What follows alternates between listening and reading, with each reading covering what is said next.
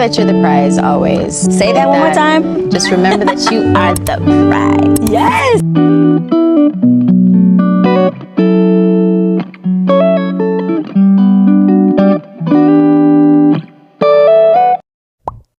Let's do a V-part bob wig using braiding hair extension. Hi guys, my name is Adjoa. If you're new here, thanks for coming. If you're old, thanks for always coming back. And if you haven't subscribed, please do subscribe and turn on your post notifications so that you don't miss out anytime I upload a video like this one. So first of all, my hairnet comes in a regular hairnet. So in order for us to be able to do a V-part wig, we need to make sure we turn the net into a V-part net, which is quick and easy. So first of all, I measured the side where I wanted to do the cutting, the length and the parts where I want to do the cutting. I measured it and I secure those places with some pins in order for me not to cut out of my measurement. So after securing with the pins, I do the cutting out. Voila, I have a V-part net. So I'm going to sew the ends to secure it for it to look professional, because you don't want your net to start losing up when your wig is old. So you have to make it professional as possible. So for the hair we are using for this tutorial, we are using star braids. This is new in the market. I love the volume, I love the texture, and it was easy to work with, so I would definitely recommend. So I cut the hair into 4, considering the actual length that it came in the pack. I cut it into 4 and stretch out the ends because I don't want bulky ends. Even though I want full ends, I don't want bulky ends, so I have to stretch the ends a little in order for me to get, you know, what I need. But you can also use pre-stretched hair if that's what you prefer. That's fine, but for my hair I had to stretch it out all by myself. So do you, boo? So after the hair is all stretched, you see the 4th part. After it's all stretched and done, I'm going to, you know, attach my hairnet to my baby girl right here, to my mannequin, and secure it with the tie that comes with it. So you can see there's a V section in front of the net. That's how we get the V part, and that's what I showed you guys how to do in the beginning of the video. So now my hair is all stretched, my net is attached to the mannequin. So what we're going to do is to take the hair in smaller bits and crochet it to the hair net. So you take the hair in smaller bits, then you crochet it to the hair nets. This is the most part of the wig, by crocheting the hair to the net, taking some bits of the hair and crocheting it to the net. Don't want to take the hair in bulk, because I've seen people do wigs like this, taking hairs in bulk, but as a professional that I am, I want to make sure the hair placement is actually where I want it to be. So I take it in bits and, you know, crochet it as I go. So you see the middle part where I have crocheted a straight line in the middle of the hair net. This is a way of demarcation, so it's a direction for me as to where I'm going to be putting the rest of the hair. Okay, it makes works easier. It makes you not to pack too much hair at one place, because you know the direction you're going with the crocheting, and it makes you works faster. So that's the reason why I did that. If you want to work faster, if you don't want to pack too much hair at one place, just make sure you do as I do. Okay, make sure you crochet some of the hair in a straight line in the middle of the net, which helps you with, it serves as a demarcation and the directions to how you're going to crochet your hair to the net. And basically that's just what I just demonstrated.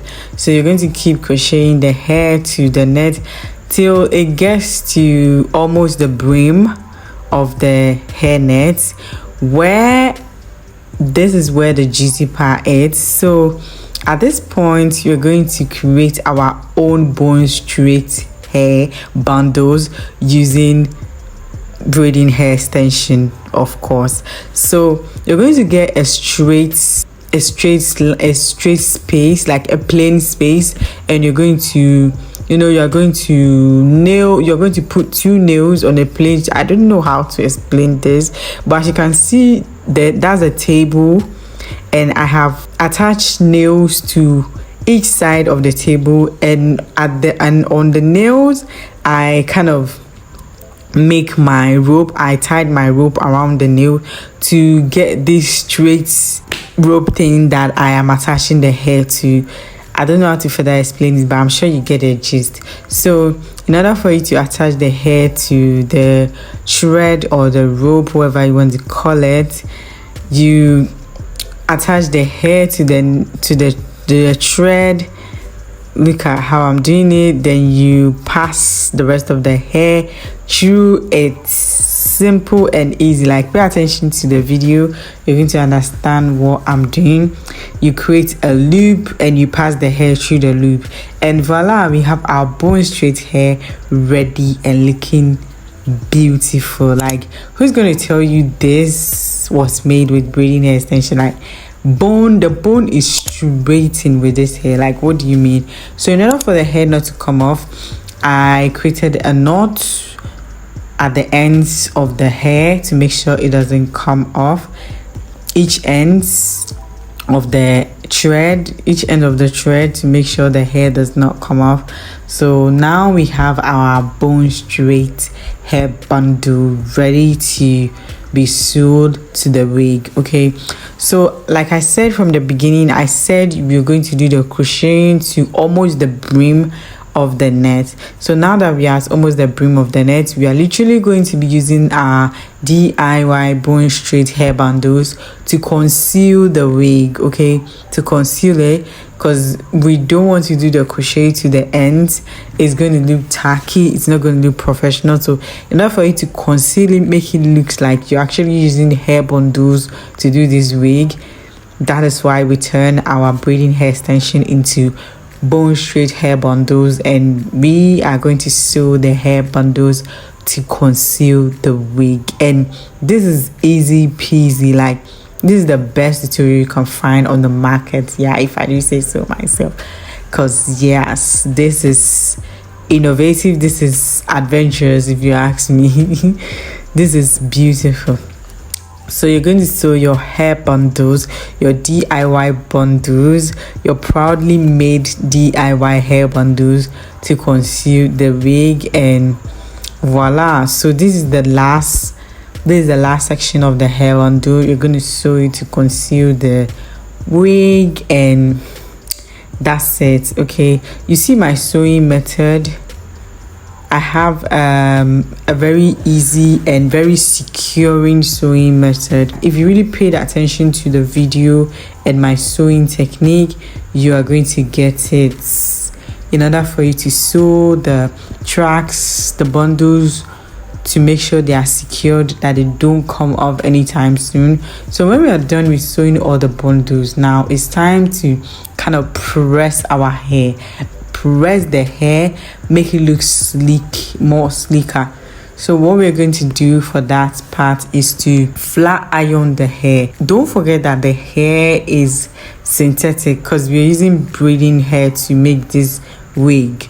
So you want to make sure your flat iron is on low heat, because if you use high heat, you're going to burn the hair. So make sure it's on low heat. It's going to flat iron nicely even though it's on low heat. Okay, you don't need high heat to flat iron this synthetic braiding hair. Okay, put your flat iron on low heat, and at the end of the day, you're still going to get the sleek and flat hair bundles you need for the wig. Okay, it's going to look sleek and flat as you want it to be. Okay, you don't have to necessarily burn the hair to get it to sleek down.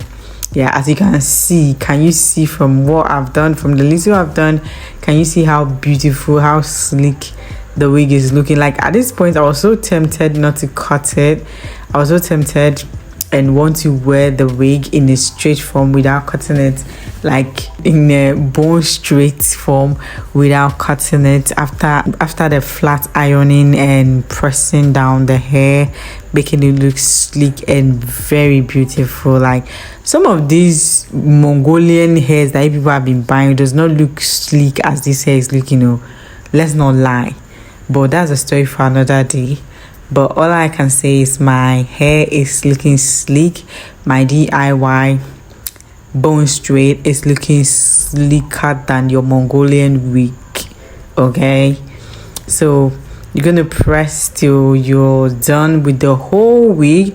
You're gonna flat iron the whole wig because we want the whole wig to look sleek and pressed, sleek and pressed and shiny, just like a bone straight. So can you look at the spin? Like look at the spin. Who wear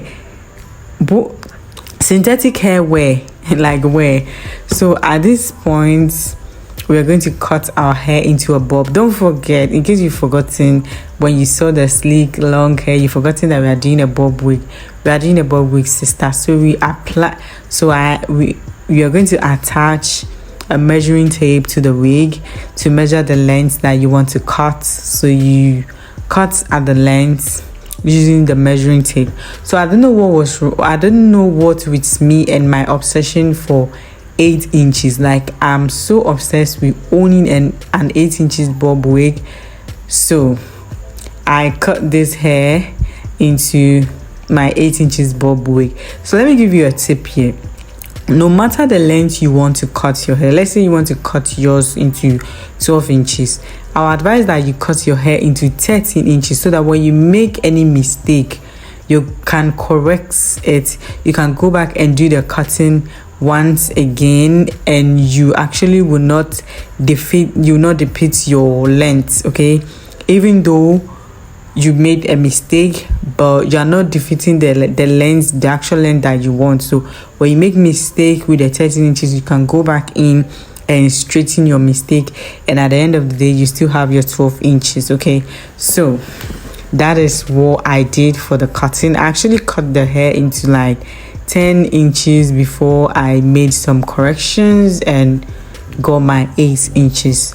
Well, I'm going to show you guys at the end of the video. You're going to see why I was saying I don't know what's with me with my obsession with 8 inches. Like I was so obsessed with cutting this wig into 8 inches that I actually forgot the length of my own hair, forgetting that this hair is a V-part wig.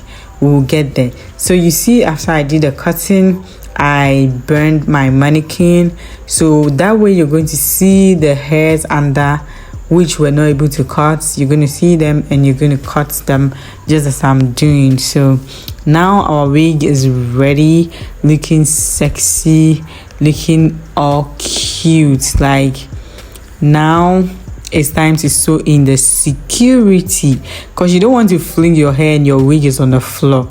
So what I did at this point is to sew in some hair combs.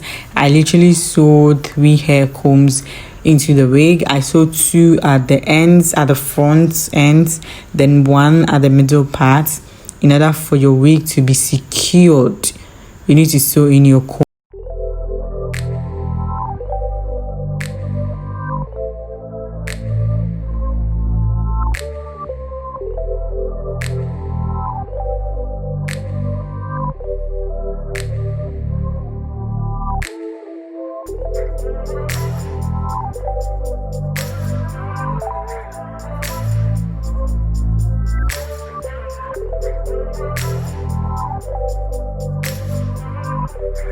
So now it's time to put on the wig, guys. It was at this moment I knew that I fucked up. But we'll get there. I've braided my hair into some cornrows, and for you as well, you braid your hair into cornrows in order to get your hair tagged in so that it doesn't look puffy under the wig. So cornrows are fine. Cornrows are your best friend. The best way to lay your hair, make it go flat under your wig. Okay, stop using the rubber band to hold your hairs under your wig and your wig will be looking powerful when you wear them. Stop. This is 2024. Stop doing that. Do cornrows under your wigs instead of the rubber band that you'll be using to tie your hair. Well, that's a story for another day. At this point, I was so scared taking out my hair. I actually put my hair into bending rollers thinking it's going to straighten out my kinky hair, but funny me, it did nothing. So I had to go in with heat. I used my flat iron to flat iron my hair, thinking my hair is going to turn into sleek. My hair is going to turn into a silk pressed hair. I was deceiving myself. Oh my god. It was as 4C as possible, okay? But you know what? I didn't let that get on the way. Basically, this video is for demonstrative purposes, so I wasn't going to beat myself to the fact that my 4C hair is not sleeking enough to match with this synthetic wig. It's fine. I know what to do next time. So yeah, I put on my hair, do the flat ironing, and it wasn't working. And it was at this point that I realized that my hair is actually longer than 8 inches. It's not as if all these years I didn't know that my hair is longer than 8 inches. I knew my hair is longer than 8 inches. But my obsession for this wig actually made me forget that my own hair is above 12 inches. Like, I literally forgot that my hair length will not allow this wig to function. But you know what I did? I tucked my hair under the wig and it was fine. Okay, don't be like me, please. If you're a naturalista like myself and you want to do this bob wig for yourself, I advise you do the full wig, because I have a tutorial on a full bob wig using braiding hair extension on the channel. You can do that. But this one right here, I think is best for my relaxed hair girlies. If you have a relaxed hair which is 8 inches and below, this wig is for you, baby. Or better still, you can cut your wig into your preferred length, to your hair length. Okay, don't be like me. Don't be obsessed with 8 inches. Make sure you know the length of your hair, and you can cut your bob wig to the length of your hair. That way you don't have to tuck your hair under the bob wig like I did. I mean, this was for demonstrative purpose, because there was no way I was going to take this out with my hair tucked under the wig. So yeah, thank you guys for watching. This is it. This is the end of the tutorial. You guys should please let me know in the comment section below if this tutorial was helpful for you guys. I want to see a lot of you recreate this wig, and I will see you in my next video. Bye.